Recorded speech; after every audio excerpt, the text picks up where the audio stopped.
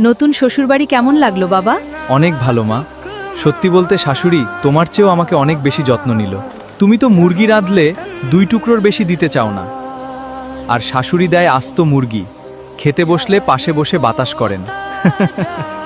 ও, 2 দিন বিয়ে করেই মায়ের থেকে শাশুড়ি ভালো হয়ে গেল। ঠিক আছে, তাহলে এক কাজ কর বাবা, তুই আজ আবার শ্বশুরবাড়ি চলে যা। ঠিক 1 মাস পর পর বাড়ি ফিরবি, এর একদিন আগেও না। তাহলে তো খুব ভালো হয় মা। ঠিক আছে, তাহলে যাচ্ছি, আর 1 মাস পর আসছি। মা, আপনার আদর যত্ন খুব মিস করছিলাম, তাই আবার চলে এলাম। ওহ আচ্ছা। আরে মা, এত দূর থেকে আসলাম, তা ঘরে যেতে বলবেন না? হ্যাঁ হ্যাঁ, যাও যাও, ঘরে যাও। 3 দিন ধরে কলিজা ভরে খাওয়ালাম, আবার চলে আসলো। কেমন বেয়াক্কেল জামাই, সকালে গেল বিকেলেই আবার হাজির।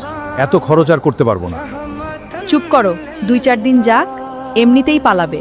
নিজের মায়ের কাছে আমি সারা জীবন থাকলেও সে কখনো আমাকে বোঝা মনে করবে না, আর এরা 3 দিনেই বিরক্ত হয়ে গেছে।